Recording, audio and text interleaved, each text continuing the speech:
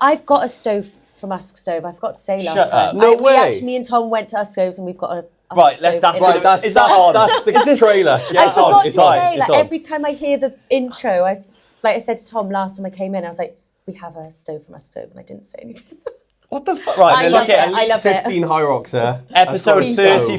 35. Welcome back, guys. Lauren Stockley's joining us again for the second time. I don't know what much more of an habit we can do than you've actually bought a stove from Usk Stoves. I have. They came and Top fitted 15 in the world. She's got a Usk stove. We have If it you on wanna- most evenings still now. If you want to be an Elite 15 Hyroxer, You need an Usk Usk stove. They were great. I loved it. Perfect. We still love the stove. Amazing. Right. Well, we'll start as we always start. Yeah. How's your week been? Lauren, you can go first. Good. I'm off work, so it's always a nice one. Nice. Are we, Nice to be off work. in terms of for the people, you're still teaching? Yes, I'm still teaching full time, although I have so many people come and ask me still, like, are you still working as a full time teacher? I'm like, yeah.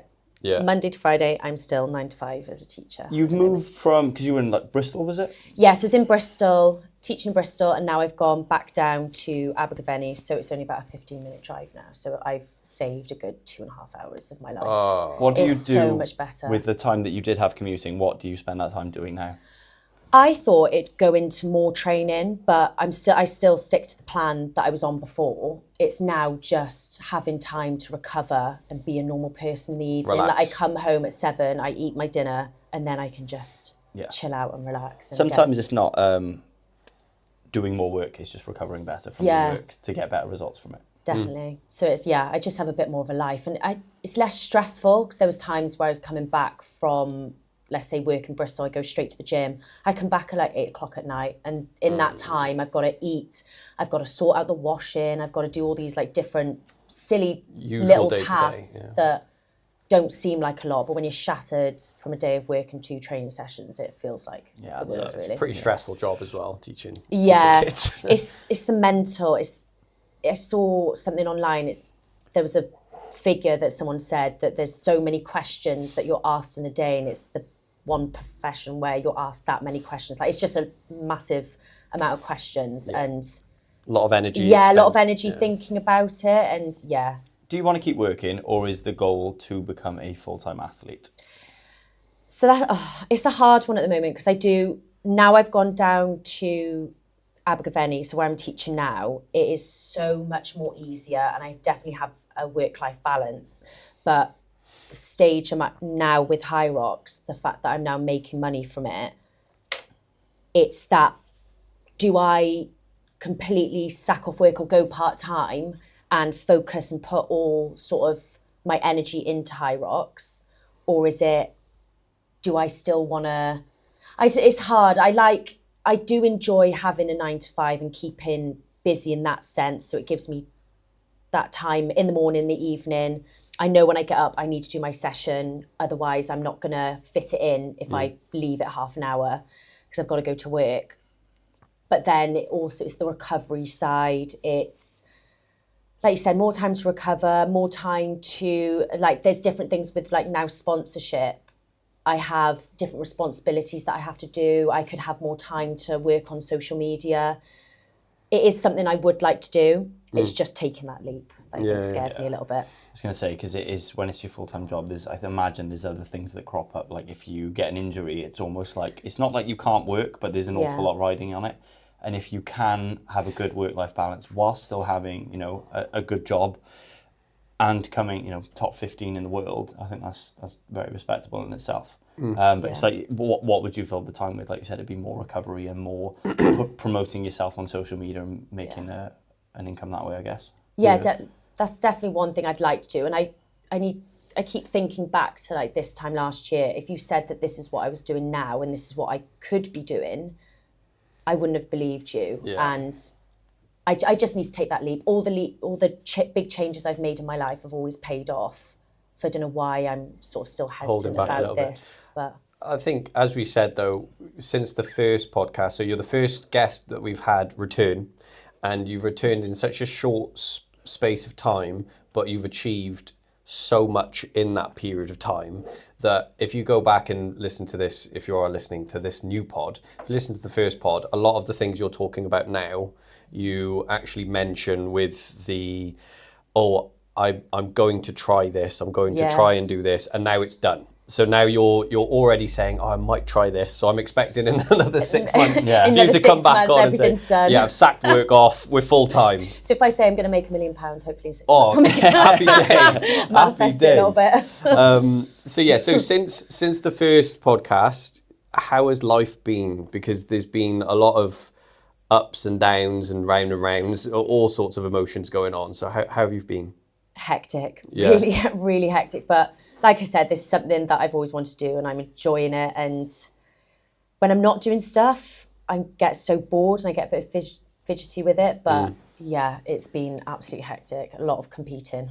Yeah, I was going to say, because you've competed, how many times roughly do you know? Because I've got your achievement list here, but Yeah. do you know how many competitions you've done since in that period? From that period, I've definitely just focused on Hyrox. I haven't done any sort of like little sort of different random Little competitions. Iron Man. Yeah. Little Iron Man, just for fun. Little ultra.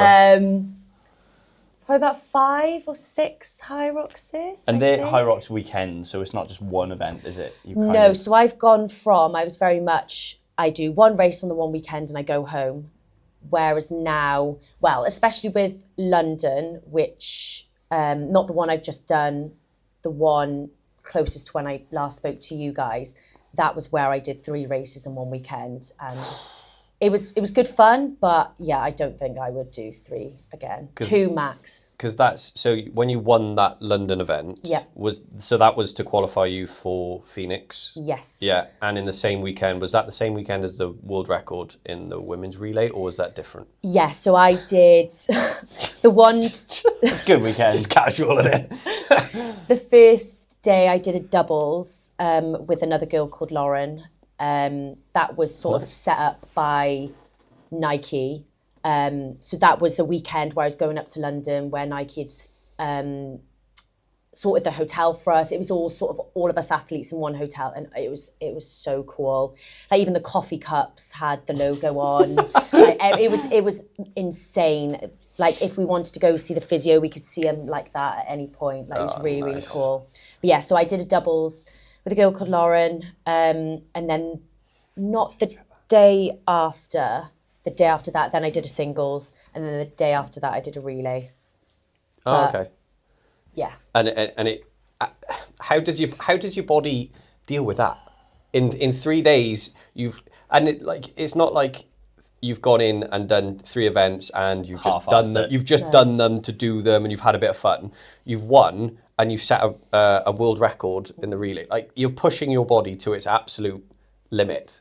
It's never normally my body, it's more the mental toll I find at the moment, because I do so much volume in training that it's something like I'm used to it, and Used to because the pain. you've tapered down for these events, so you feel fresh anyway. Something like a doubles, I don't get DOMs from it the next day. Sometimes in singles, my posterior chain gets a bit dommy, but it's more the mental side of it. I think the hyping yourself up, all that nervous energy, and then if it goes really well, or even if it doesn't go well, I find it really hard to sleep. You got to do it again. Yeah, and then go do it again, and it's that sort of hyping yourself up and come back down. So it's normally like the mental toll I struggle with rather than the body. I think doing stuff like ultras and marathons, like that hurt, like your joints are hurting after that, and that takes a toll. Anything sort of over that hour and a half mark, that's when I struggle. But with the Hyrox, I don't find it too bad. What would you do differently compared to, let's say, like you used to when you go away and you do a single event weekend and then you go home? What do you do post race if you know you're competing the next day and potentially the next day, like recovery and food-wise? So fuel-wise, I definitely making sure I'm fueled for the events before. So I'm eating a lot more carbs, a lot more of like your pastries, your bagels, a lot of your complex carbs like your porridge in the morning, a lot of sweets, so your simple carbohydrates and gels just before. Afterwards, then it's a big like protein focus. But I find after racing, I've got such a big appetite, but afterwards I always feel a little bit sick. So it takes a good while for me to want to eat again, but definitely a protein rich meals. But then if I know I'm competing the next day, making sure it's nothing too like nothing with too much spice or too much, not that it's spicy, but anything I get you. like anything that's going to like repeat on you. Give you heartburn. Something quite plain. Not curries and things Yeah, like that. like try and stay away from bits like that. Something like a pizza. Like I don't normally eat pizza in my normal like everyday, but before when I competed in London just then, we had like a pizza the night before. Just like a normal, like I love a load of toppings on a pizza, but I normally just stay like with a margarita. Just plain and simple. Yeah, just plain and Stick with simple. what you know. Yeah. But I guess if you're doing a full weekend of like really, really intense racing, just get the calories in after. Yeah, getting the calories in after, but not to a point where I feel bloated and stodgy. Because I think a lot of people, I see things online about people like carb loading for a Hyrox. You don't need to really carb load for it. You're not doing a marathon, you're not doing an ultra. Making sure, yes, you're fueled enough for it and increase your carbs, but you don't need to be eating, like, I can't think of how many grams per body weight like people do for a marathon, but it's a lot of carbs. Like you don't want to be going into that because you're at threshold for an hour. You don't want to be feeling heavy before. So yeah, I don't think people need to eat as much as they think sometimes. What about things like the recovery element in, like, do you ice bath? Do you have massage? Do you have like sort of treatments afterwards? So I've now, sports massage is a big thing that I've started because it definitely does help me. I think what's taken me to the next step as well is working on my mobility and my stretching. Like before, because I was so time poor, I would, if anything from my training was going to go, that was my stretching before and after. And I think that's what happens with most people as well. But doing a lot of mobility work, a sports massage, so I'll always have one before I go and race, but never so much after. I normally do it before a big competition, like before London I did it, before Glasgow. Most of them I'll go like a couple of days before I compete and get a sports massage. Yeah. When I did the one in London with the like relay doubles and singles, because we were in that Nike hotel, they had like the Hyrox boots. What was that? What are they like? They're quite cool. It's like suction really Compression on your legs, and they had a lot of the massage guns. Two things that I don't have at home and I don't use. Maybe that is something that I need to try. Yeah, because I was sat there and you just sort of be talking to people, and it's something easy you could do whilst you're sat watching TV in the evening. Yeah. But it's whether I want to spend 200, 300 quid on a pair of boots. That's do they work or do they not? I don't know. But So going after those events then, so you won the London Hyrox, you got the world record in the women's relay, which qualified you for the Elite 15 in Phoenix, which was Worlds? Is that Worlds? No, so with Worlds is sort of the big event that's your sort of, your world champs at Hyrox. That's what everyone's wanting to qualify for. So with the Elite 15, there's 4 majors throughout the year. And those 4 majors, what Phoenix was one of them, there's 3 spots up for grabs for you to qualify for that Elite 15 world champs. If that makes sense. So there's age group world champs, which is what I did last year. And you can just qualify through that at any normal Hyrox. You just have to place highly in your age group. Got you. But there's the Elite 15 race. So you need to qualify for the major. And in that major, you need to get a top 3 spots to qualify for that world champs spot. But then because there's only 4 majors, there's another 3 spots that are up for grabs. There's only 3, the 4. So that's when I did my doubles with Charlie at the EMEAs. They take 1 person from Europe, 1 person from America, and 1 person from, what have I forgotten? Like Australia and Asia. So that takes up the last 3. So that's what was just the last one. Yeah. Because in the last podcast, I'll keep referencing it, but you were in the mindset of, if I can get into the Elite 15, you were kind of, weren't sure, you were borderline, thinking if you could take that next step, and then here we are today. It's become more of a reality. Now, in that time, you've had a couple of podium finishes as well. So you got Stockholm, Glasgow, and then London, and then you've had a bit more of the controversial one, which was Is that the most pretty recent savage. one? That's the most recent one. So sorry, just before we just chronological order, there was one where you had a not so good event, and then the next day you came back and did really, really well. Yes, that was Phoenix. Okay. So the first London one where I did the world record, the singles and the doubles. So with that one, that was the race that I got a fast enough time to qualify for a major. So that was then when I finished that race, I was like, oh my God, I could actually do this. So then I had to go to get another race done in Stockholm, which was just before Christmas, to try and get another time to qualify, because it's your two best races. So at the time, that was London, which I'd just done, which is a 101, and my race before that was like a 105. So I had to get that second time down. So that's when I went to Stockholm to do it. So yeah, that's when I qualified for Phoenix. So that was my debut in the Elite 15. Wild. So Wild. with that one, so yeah, I didn't finish. Yeah. I DNF'd. That was my first DNF, and yeah, I was really, really gutted about that. That the one race where I really, really needed. I'm smiling now, but at the time I was devastated. We still don't really know what happened and why I felt like I did. Don't know whether it's the jet lag. I thought I dealt with it quite well. We'd gone out a good, it was like 5 days before. So me and Charlie, my doubles partner now, we'd both qualified for the singles at the same time.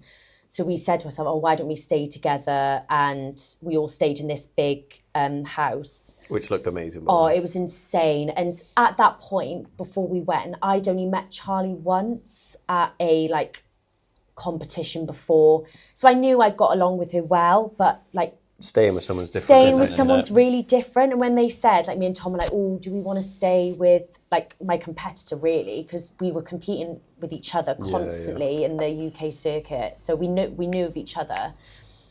But it was the best thing I could have ever done. It's that thing of surrounding yourself with people who want the same as you or drive you have forward. The same drive. Yeah. And it just is so good that she's just... Was she better than you, but has she been doing it longer than you? Did you pick up things from living with her that you thought that's a good idea? We've been doing it about the same time. So she's beaten me before, I've beaten her before. At the moment, yes, she is better than me time-wise. And she is an insane runner. I don't think people give her enough credit. She was the fastest. So she did singles in London. And she was the fastest girl out of all of those Elite 15 athletes. And if you see me on that live stream of the doubles, that last run, my mouth is open like a goldfish. I'm dying. She's such a good runner. She's insane. Yeah. But yeah, so, yes, she's better time-wise. Yes, she's raced one race faster than me. So it's she's definitely more consistent than I am. Her times just keep going down, down, down, whereas I've sort of gone up, down, up, down. But yeah, she's definitely the better athlete. But yes, staying with her and her coach, and there was another 2 lads that were doing doubles as well. It was the best week I could have asked for, even though I didn't finish my race. Just being around those people, it was just such good fun. We all just had the same... banter, same outlook on everything. I was just, thank God they were there. But yeah, I was sick on the row machine. I'd got to the burpees and Tom was at the end and I looked at him. I was like, I'm fucked. I can't, this is awful. And I sat down on the rower and I didn't have any energy in me at all. I've never felt like it in my life. I just had no go in me at all. And I sort of stopped, slumped. I was like, no, you've got to keep going. You've got to keep doing this. Took a couple of pulls and then was just sick on the side. And we were like, nah, that's it. You're out. We've gone. Before we go into that, when you first walked out onto the competition floor then, so that's your debut into Elite 15. What was that like? Because the pressure of your build-up into these kind of events, you've gone from doing Hyrox for fun, taking it a bit more seriously. Could I potentially do it? Now you're debuting for the Elite 15 in less than probably a year. Yeah. So someone going to do a Hyrox gets nervous. You know, like if I was going to go do a Hyrox, I know I'd probably be standing on the start line thinking, oh God, I'm nervous. I like building pressure. Yeah. I don't How does that? care. No, I probably wouldn't give a fuck. I would probably spew on the rower for no reason. It's the bit easy about you. I would spew on all of them. So what was that pressure like stepping on, or did you just go with the buzz of it? I thought I went with the buzz of it because I was thinking, I've got here.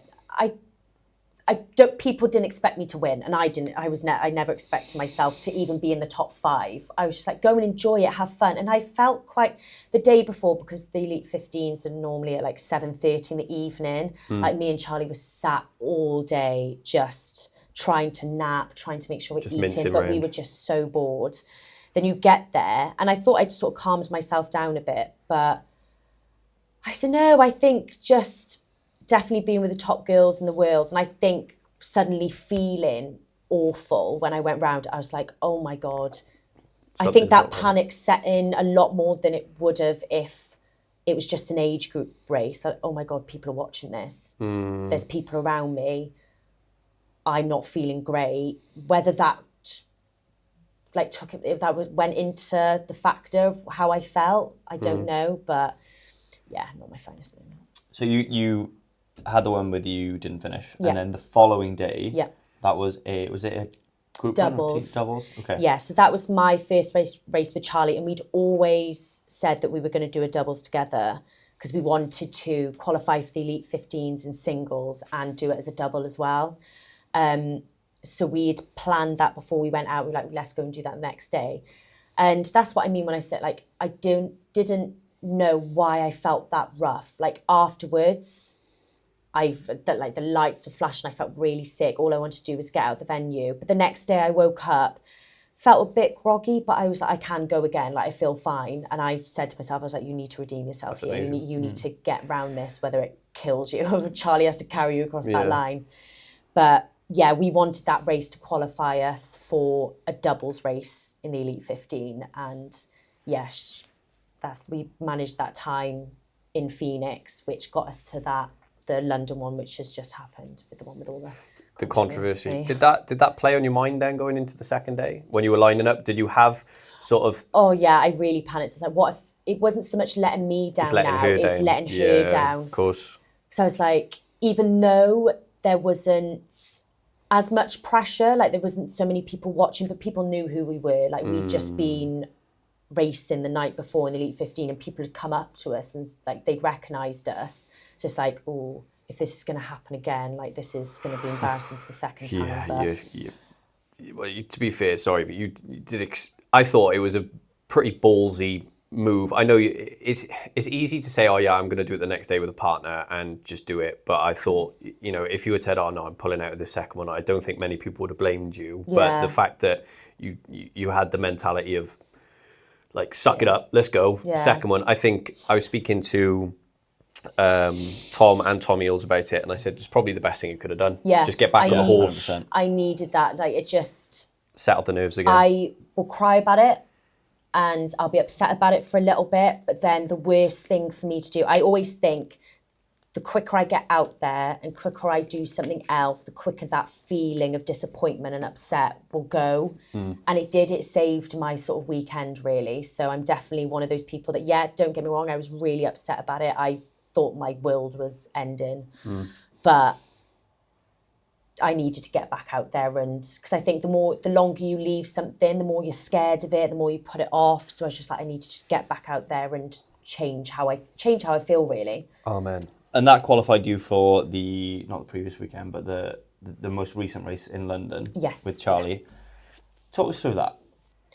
So when we qualified, we knew we'd qualified for that. And so it's all the girls in Europe and East Asia? EMEAs. Europe, Middle Eastern Africa. That's what anyone was there. So we knew that, so with that race there was one world qualifying spot. So we had the chance to qualify there or to qualify in Warsaw, which is in a couple of weeks. And I was really quietly confident about it. Like I feel really confident in the doubles. And I love racing the doubles. It hurts so much more than a singles, but to know that you have that 20, 30 seconds rest, it really makes a difference in your mindset, and knowing that someone's there to push you on, or if you're like, right, I need a couple of seconds to catch my breath, someone is there to pick it up as well. Yeah. I say that me and Charlie literally don't speak to each other the whole way around. We just sort of like know how we're feeling. But I was really quietly confident. I would never say that, yes, we can win this, but just knowing how well we work together, I was excited. I was so excited to go out and race. So it didn't surprise me that we did win. So we crossed the line. We crossed the line first. Yeah. But even though I was quietly confident to still finish it, and that feeling across that line was insane. And I know people take the mick out of Hyrox, but when you work so hard, and for it to really pay off in that moment, it was the best feeling in the world. Yeah. And to do it with someone else and share that with someone who like is she's a really good friend of mine, was just amazing. And to have our family there and friends, it was just insane. And then to see the calibre of girls that were there as well, like these were girls that we were looking up to last year, and now we're going and we're beating them. It was just like, wow, this is actually realization like yeah. paying off. Was that a world record in the doubles? No, we were about 20, 30 seconds off. Wow. It's not bad. Christ, that's Not bad. Not bad. And of course, we've sat down and we were like, oh, we were the slowest in the sled pull. Right, that is something that That's we the need target. to... Yeah, so there's movement there. There is. So Warsaw, even- you've heard it here first. yeah. So even though, yes, it didn't turn out the way we wanted to, it's given me and Charlie a load of confidence to be like, yeah, we can fire's go there, and we can yeah. go and compete with the best But in the world. If it wasn't for, stepping on the line, Yeah. which would save you a fraction of a second, Yeah. you did beat them. You did beat these girls. And that's what was at the end of the day, like, we have beaten them. We did get that time. We've got to have so much confidence in that. And I think what really helped me and Charlie is, even though it was an awful situation for us, the amount of people that was so invested in it, and the messages we had, and all the comments on all the different like videos and social media platforms, it was so nice. Like people we'd never spoken to before, like absolute strangers. And speaking for myself, like, I go and do this for me, and obviously for Charlie as well in the doubles, but I do this selfishly because I love it. I'm competitive. I enjoy putting myself in the bin, but also doing well at it. But because of that, now people are almost, and it sounds weird to say, but they're looking up to you and they're seeing you do stuff, and they're like, wow, you're really inspiring It's not me. weird to say. You've got fans. Which You've is, got fans. it's mental, because I do it from a selfish point of view. But now, even like the kids in school, it was so cute the other day. I was trying not to cry because it was fresh off. I'd gone into work on the Monday, and my head of department was sort of saying like, oh, is anyone's family doing the like London Marathon? They were like, oh yeah, me. And then one of the girls sat there and she was like, oh, but I really want to do a Hyrox like Miss Stockley. And I was sat there, I was like, oh no. I was like, you're going to set me off. And like even some of my year 11 students were like, oh, we're proud of you, Miss. Because they've obviously seen stuff online and they were asking about it. And they're like, we're so proud of you. And you're just like, oh. Yeah. So what day was the race? If you were back in work on Monday, what day was the race, and what day did you find out that you had the penalty? So we raced on the Saturday. So 7:30 on the Saturday, we did the race, crossed the line. Charlie had the big fat check in her car. We were on the way home. We were sort of celebrating. So we were in the venue a good 2 hours afterwards because we had to go through anti-doping. So that's a new thing. Now I've had to win a cup in front of random people. Is that coming into play more and more now in Hyrox? Yes, so the top 3 are always tested, and then it's like a random 3 as well. So because we won at that point, we had to go in. In Phoenix, we were tested as well when me and Charlie did the doubles, which was random because I didn't know they'd do it for age group. But we've signed the athlete license to say like we're happy for you to test us, which I'm glad they're doing, to be honest. Is it only at events though, or can they turn up? No, so I think it's only at events, and I would like Still it. interesting then. Yeah. Well, people compete quite frequently as well, so it's Yeah, but there is a there is a season, and I know off season is going to be a bit spicy. Yeah. I would like them to start the testing all year round. Well, it's like Geordie said with his. Geordie used to get tested at like 6 o'clock in the morning, last thing at night, turn up at his house, turn up at his work, just because obviously Commonwealth. Isn't that because you give them the window though of time for when to show up? No, they random. Mikey had it. It would be like 5:30, 6 o'clock in the morning. First thing, you'd open the door and they'd be like, yeah, but you say within, if someone comes to you now, Laura, and you go, right, if we had to test you, where will you be between these hours? And it's easy. I think it is, yeah. So if someone said to me, Monday at 10 a.m, where are you going to be? I'd be in work. I'd be at this point.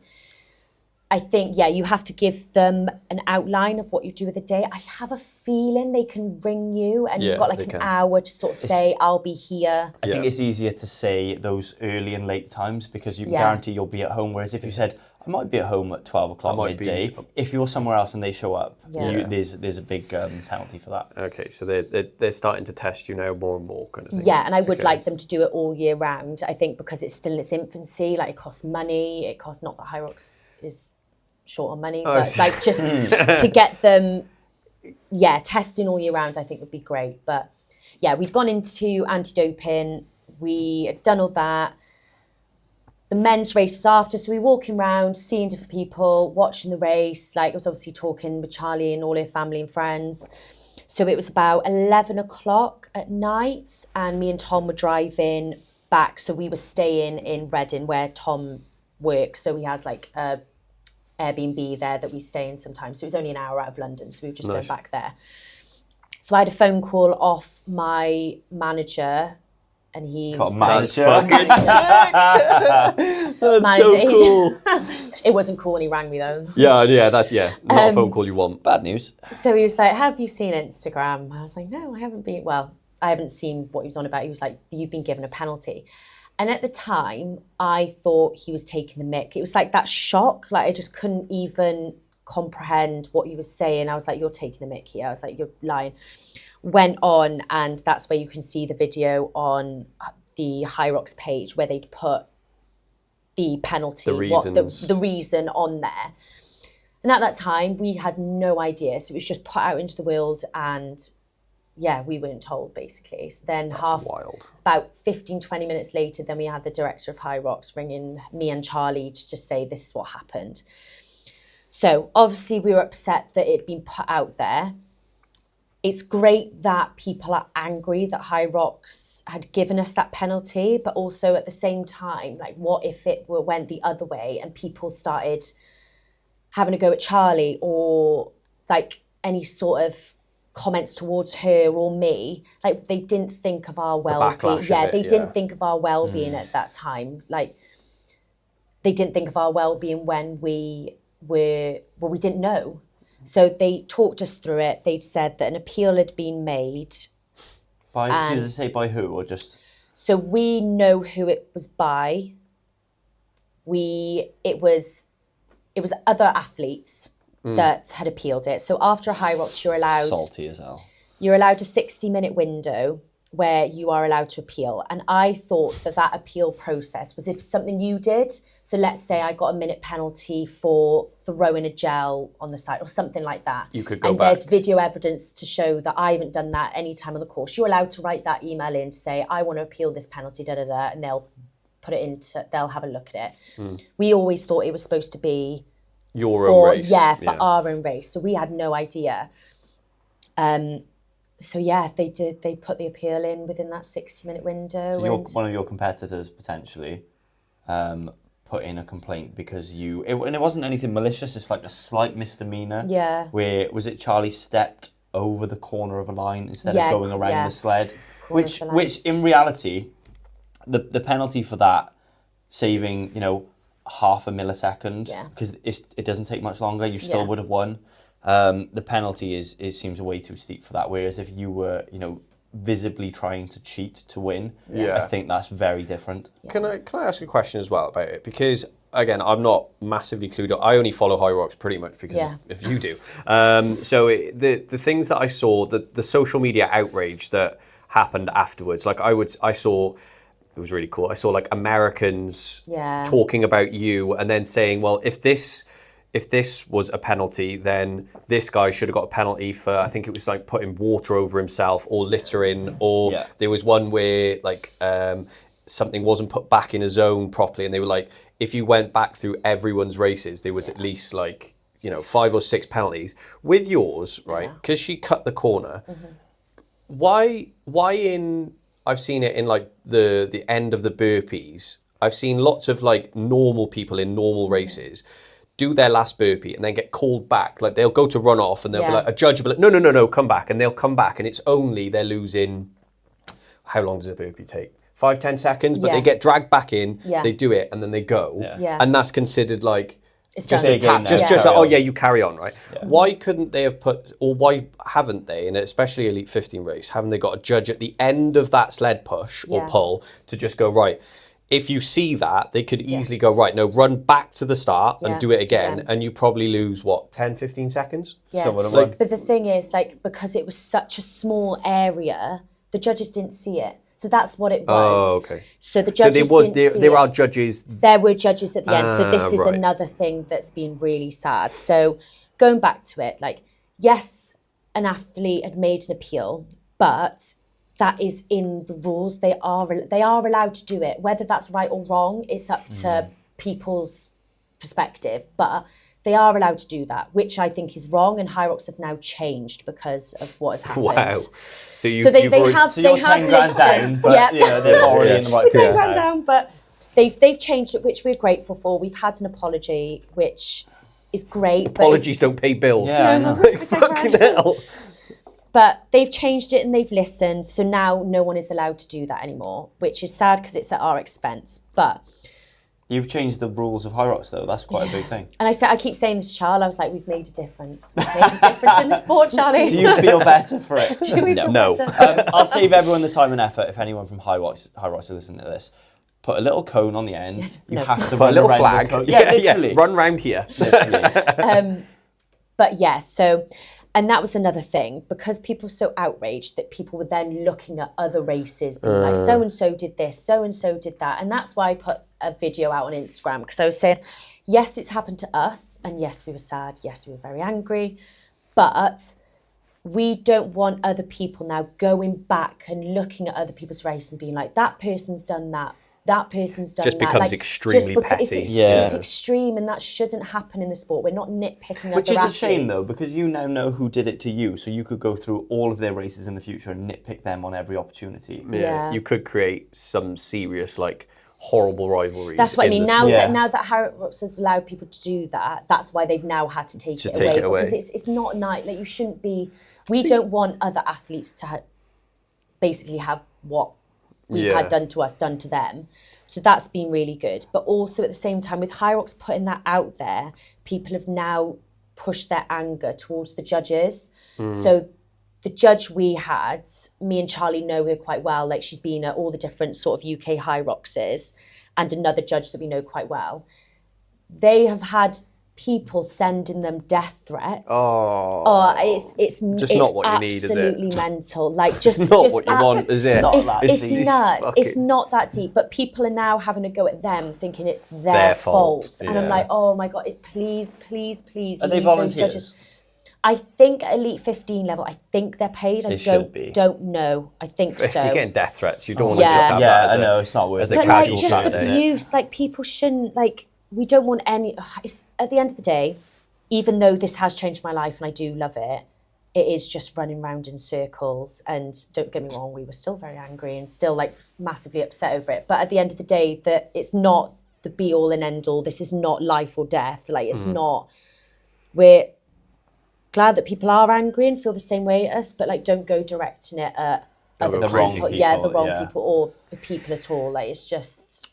So what happened with, you said about Charlie had the £10,000 check. Yeah. So you don't get that there and then in your bank, do you? No. It sort of waits for it to clear. You should have ran. Nope. Yeah, at least You're not it getting that wasn't back. there, and then you're sending £5,000 back to your competitor who potentially dobbed you in. Yeah, send me your bank details, mate. Someone commented on one of the videos, they're like, oh God, that Elite 15 athletes are going to have to run straight to that bank as soon as they get that check to cash it. See, in the time that you've spent between this point and your last event, you've had some incredible highs, and like you've just said, some lows, some point. How have you dealt with it?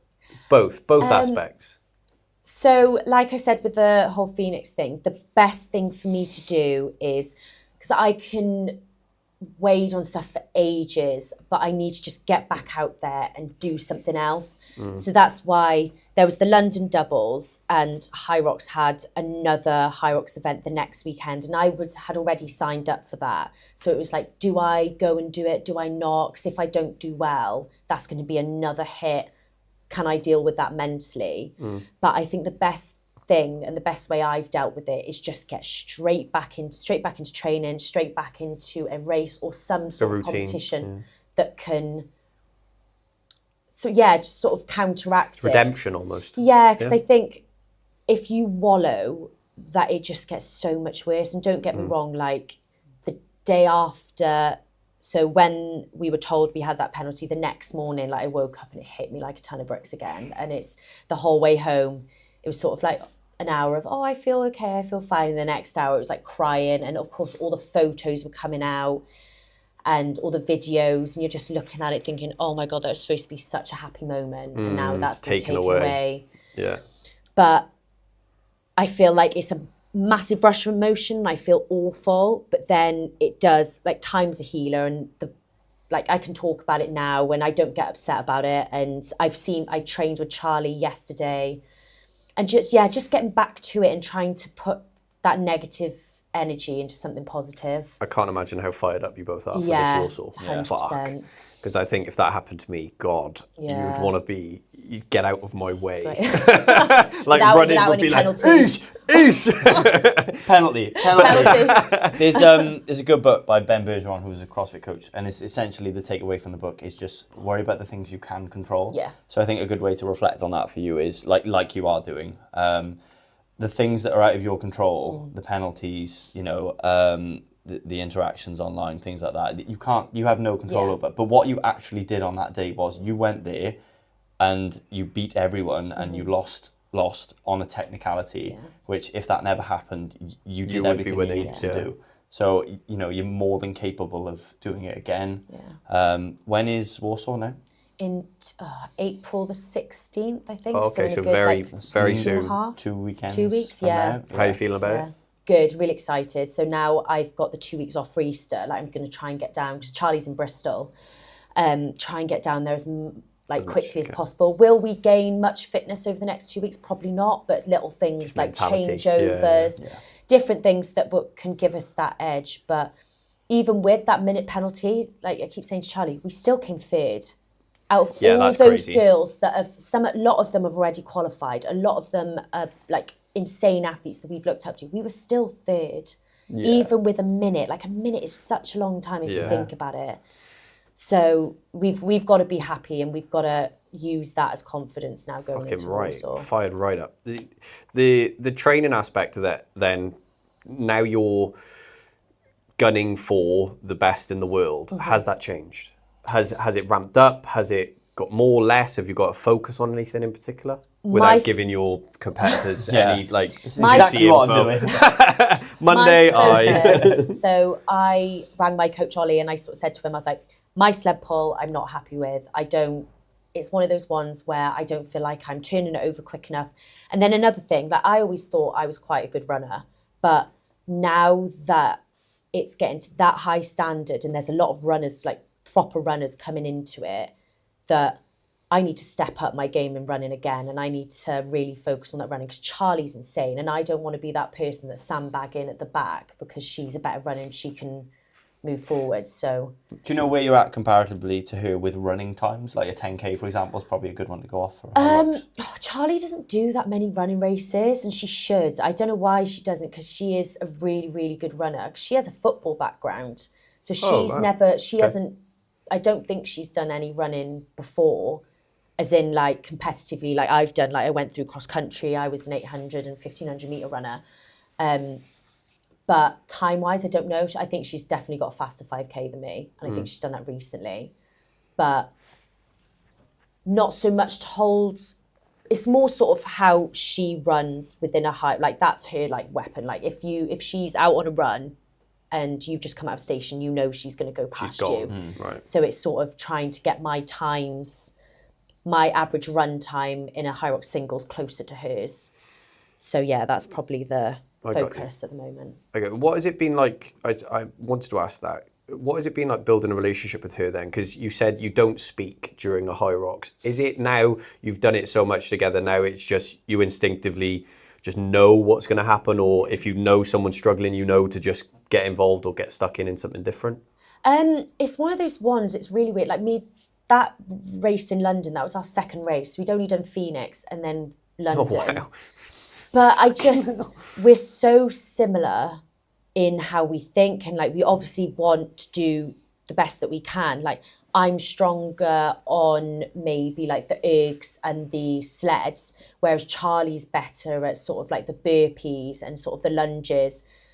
So we know our strengths and we go in with a bit of a tactic, but sometimes that does fall apart, and sometimes, most of the time, it's Charlie does a couple of burpees and it's like, ready, you ready? And then you go. Like that's all that She's we on the communicate. fly. Right. Yeah, so we just do know each other quite well. You can see when someone's flagging and it's like, right, last one, ready, go, and we just swap. Is she smaller than you? Because from what the strengths and weaknesses there, it sounds like, bigger people, more power output would be better on ergs. Yeah. Smaller people would be better runners potentially and better at burpees and things like that. Yeah. So she's a smaller athlete. She's taller than me. I always think we're the same height, but we're not. I always look at photos. I'm like, oh God, I look quite short there. I'm definitely more of the bigger athlete than her. So she's more of that running, more of the like the body weight stuff. Don't get me wrong, like she can push and pull a sled, fair play to her, but we sort of like work to each other's weaknesses. Yeah, and cool. I think definitely from having I did a little bit of CrossFit. I wouldn't say I did it to like a highest level or anything, but to like have that background. That's sort of the wall balls that I've always known that.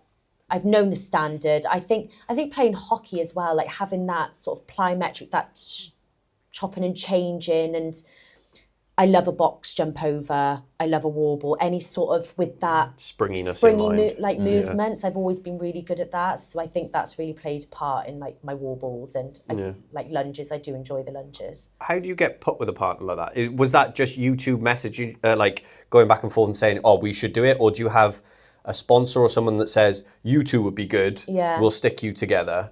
I think it's we sort of knew each other from races before, so it was around summertime in the off season. She messaged me because Ollie, my coach, knows her coach Phil quite well, so there was always sort of like a connection there.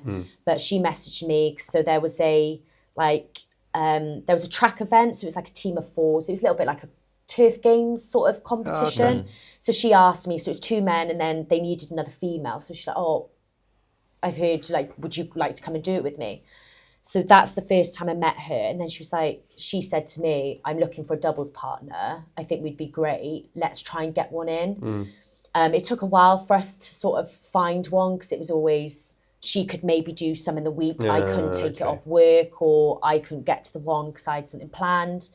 So yeah, it was just finally getting that race in. But we'd sort of, stayed sort of from that one event. We were like, let's do it together. Yeah. You mentioned there about sponsors putting you together, and your sponsorship situation has changed since we last spoke to you. Yeah. Can you talk about that at all? Yes, so I'm now sponsored by ESN, so they're a supplement company. That's so cool. Yeah. So fucking cool. So I get a monthly allowance of supplements that I'm allowed to buy, or they ship to me. I get a certain amount each month of a payment. I also get bonuses for winning. So in age group races, so like London that's just gone, where I did an age group race, and Glasgow, I'll get bonuses for being on the podium. Cash that bonus in straight away. Yeah, before they take get anything. Get on the phone straight away. I just won. Pay me. Said it now. No. And then anything, if it's in the Elite 15, we get more of a bonus. So obviously the Highway Place. It's just advertising for the company Yeah, brand, yeah, and essentially. I used their products before, so when they sort of came to me, it was very much like, yeah. And even before I'd signed with them, so when I went to Phoenix, I had no sponsors.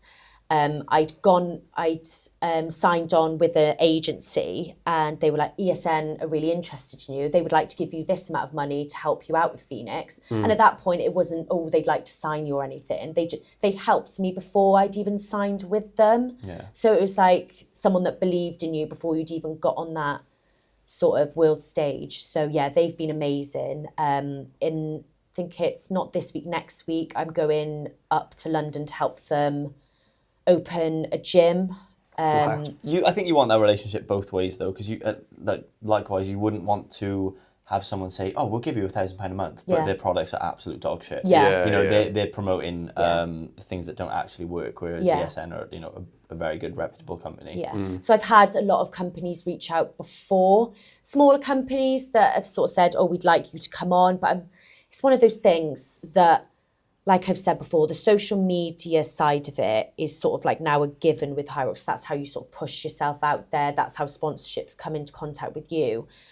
But I find it hard to push. It's weird. You don't want to push something that you don't believe in. No. And it's one of those things that you see a lot of people now have got companies that they working for, they're pushing different stuff. And if you're constantly pushing different brands from different people, you're sort of like, well, which ones do you use? Which ones are you? You want to stay true to yourself. Yeah. So they were one that I was using before. They supported me before I'd even signed with them. So it was definitely one that I was happy to go with. So yeah, they've been great. That's so cool. So yeah, I've been really good with them. My Nike ambassador sort of contract the thing I was with before. So I've now left that.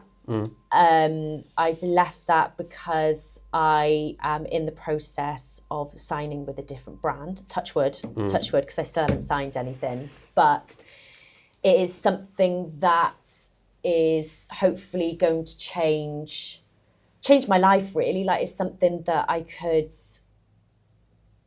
keep going on about going part-time, but I could maybe leave my job if we negotiate it well enough. That's amazing. But yeah, I think people have noticed that I'm no longer in Nike shoes. So it's mad, the power of social media. It's mental. Like, sometimes, same with that. I say to Tom when people comment on my stuff, like, I've definitely tried to do it more, like commenting on other people's stuff, like supporting other people. But I was very much a silent watcher of other people and what other people did. And some people are commenting like, "Oh, you're in different shoes," or "Oh, you're in different this." Like, I would never think to comment on anyone else's stuff. So it is insane that how people notice stuff when they don't even know me that well. It is mental. Have you noticed the change in sort of interactions and stuff? Because last time you were on, I think you had 3,000, something like that, followers, give or take. Now you've got just under 10, like 20 people less than 10,000. Is it a very sort of different place to be with your phone? Like, is it constantly going off? Have you got things? Yeah, so that's one thing that I've said now is I'm on my phone a lot more, and it's kind of now in line with the job. Like, I have to be on my phone. I have to keep posting. I have to keep thinking of content, which is hard when I'm very good at looking at other people's stuff and I think that looks good. And I always want to put out content that I like and I think looks good quality. The old ladies baking. Yeah. I love watching old people bake. Not necessarily old people, but I'm a massive foodie and I love sweet treats. So anybody that's baking anything extravagant or with loads of calories in, I'm like, I literally will sit there and watch it, save. Am I ever going to make it? No. Will I send it to my mum? Yeah. Hoping that she doesn't make it, because I will eat the whole thing. But yeah, I've now had to start thinking about what I'm posting and what I'm putting out there as well. Like, I don't want to be, and especially as I'm a teacher, like, I'm not dull. Like, I know the kids are looking at my social media and they know they've seen it. So it's making sure that, one, I'm putting out content that I like and I think's good enough. I don't want to just be putting out loads of junk and loads of random stuff, but also stuff that is appropriate and that's, now I know that there's a wide audience. Like, on Instagram now, there's a dashboard at the top that now I think I've set it up in a different way, but you can see how many people have viewed your profile, and it's like at the top it says like 2 million people in the past like 30 days have viewed your profile. And it's just like insane. you don't realise the strength of social media and how far stuff can go. It's very overwhelming, isn't it? There's I don't know if either of you two have ever heard of him, but his name's John. His YouTube was called Obese to Beast. He's the guy that Ellen gave a cartoon. Oh, yeah. So I was speaking to him at this event before, and he was like, he said about the notifications on Instagram. Yeah. He said, I turn notifications off because if I turn them on, my phone will crash. Freeze, yeah. It's just, that is so much more than it needs to be, and it's trying to cope with that. So if you and Charlie break a world record and you'd like to come back on again, we'd love to have you back on. But you've gone from 3,000 to 10,000, so in another 6 months, it's gonna be bigger, predictably, if it does the same thing again, you'll have 30,000, 40,000 Instagram followers. But I felt like that. So when we'd finished, we'd crossed the line at that race. So it was a good couple of hours before we were like talking to people and doing different things. But you got your phone back and already just like floods and floods and floods. And touch wood, luckily at the moment, like everyone's been so positive, like really positive. Some people, like especially I've been trying to do a bit more on TikTok, but I just TikTok is horrible. People are nasty on TikTok. Horrible. Not the Twitter of like Instagram, not that I've had anything awful, but a lot of people are like, why do you take this so seriously? Like this isn't your job. Like, and I'm like, I'm getting paid for it. It's my job. And that's the thing. I want to be like, this is like changed my life. Like I am getting that. But I'm like, no. And I'm like, Tom, I really want to reply to you. He's like, don't. Yeah, I think you're feeding you're feeding what they're trying to achieve. And it's someone just sat at home that in their mum's basement. Yeah. What goes around comes around. Like when you've put out two things now that were both very diplomatic and well worded. Yeah, it's very good. Comes across very classy, and that's what you would want your.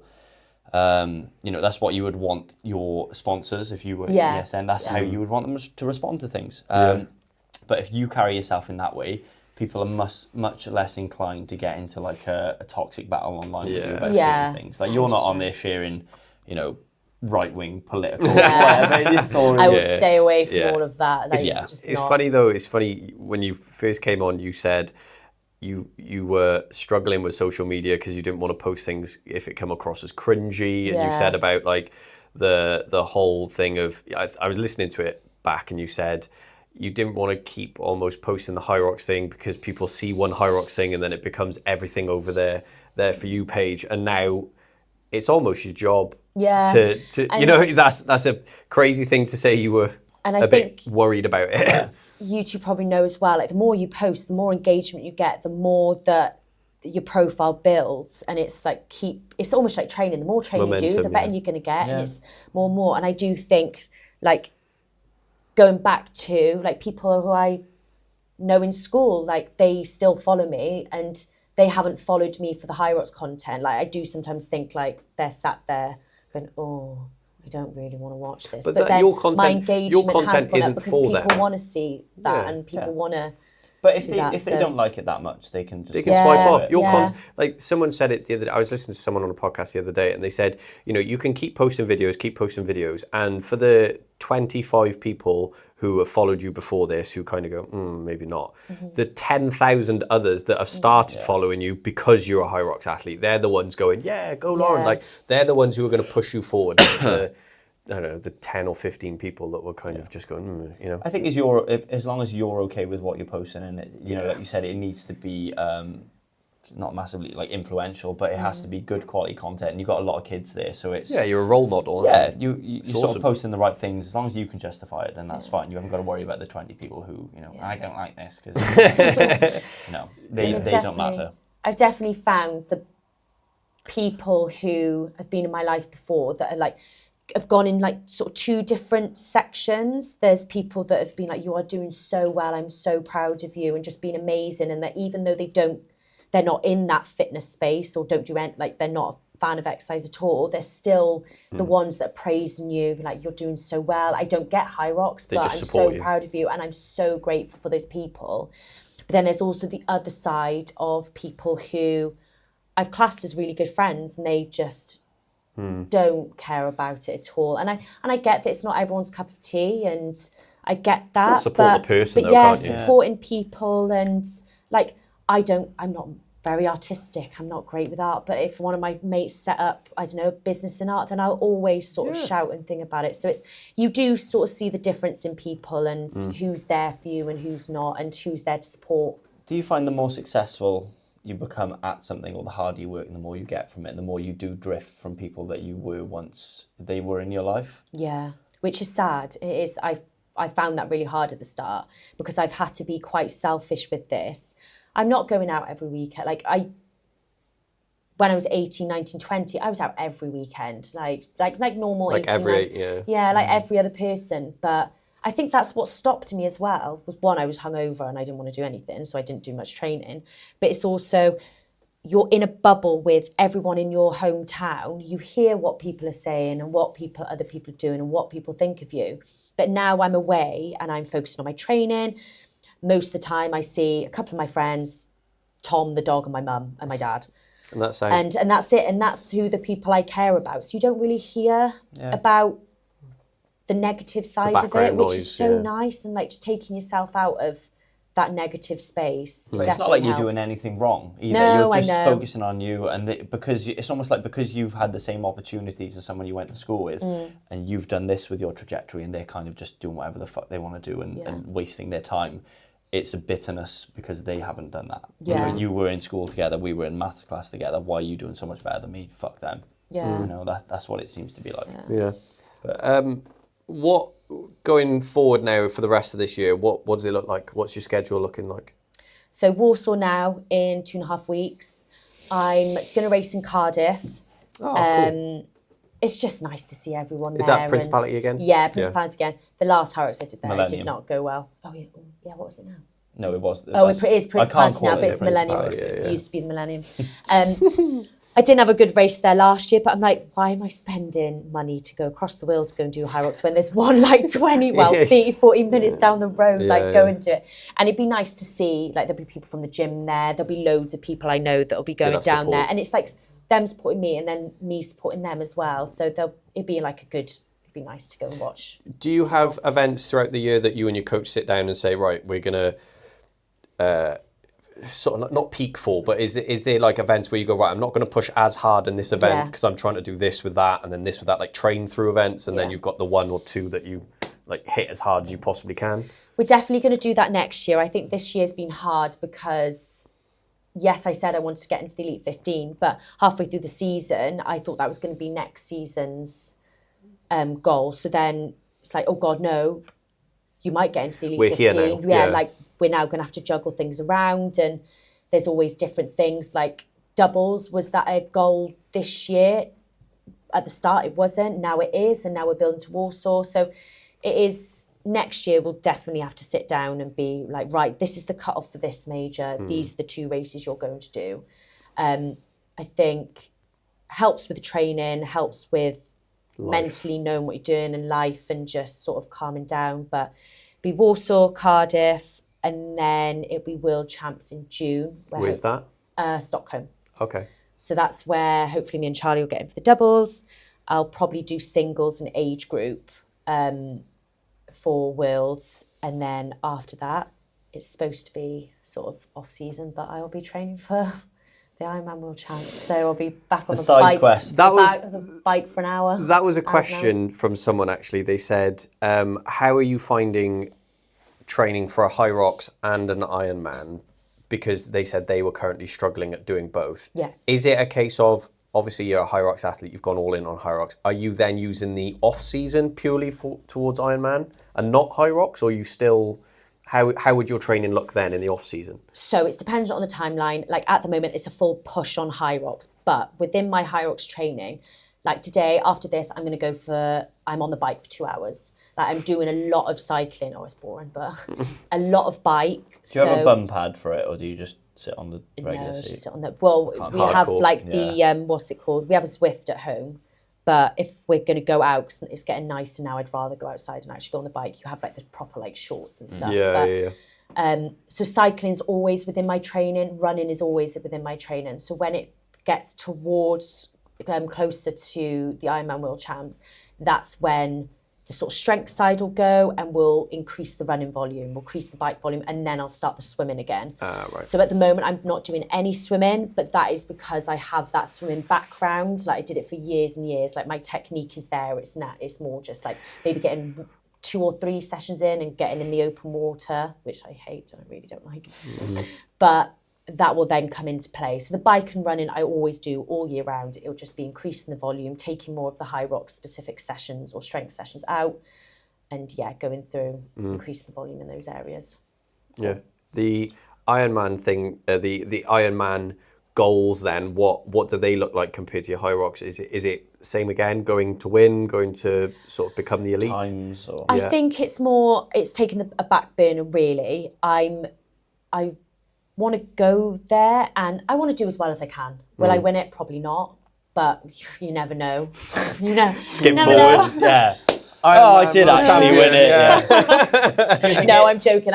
There is some, like, if that sort of takes away from people that train triathlon like all year round. Like I'm not going to go and win it, but to try and do as well as I can. And I think there's no pressure on it really either, because it's one of those things that I know that no one knows who I am in the triathlon world really. So it's just, I'm another competitor. I can just go and try as hard as I can. I just want to enjoy it really. Like it's going to be in Nice, so it's going to be nice and hot. Wow. So yeah. Well, you said then there's specialists, and you're very much a Hyrox specialist at the minute. Do you think doing the Ironman on the side takes away or adds to your end goal of whatever that would be in Hyrox? I think it adds to it really. So a couple of Elite 15 athletes. I know one of the women at the moment, she's got a triathlon background. So that sort of aerobic base from triathlon has very much gone into Hyrox. And that's what a lot of people are coming over from endurance events into Hyrox. So I think it does help. Will I have another answer after I've done the whole Hyrox season, trained for Ironman World Champs, and then go back into Hyrox? Will I be dead? I don't know, but I'll find out. We'll find out after that whether it's a bit too much. But if I do really well in it, will I want to continue doing Ironmans or triathlons? Then maybe. But if I do well and it's just like, oh, I did it, I'll leave it at that. Then I don't know. Would a potential sponsor then, would they have a say in that? Because I can imagine them, if you're a Hyrox athlete and then you go into another sport that could potentially damage or harm your chances at the... I'll do it. There you go. There we go.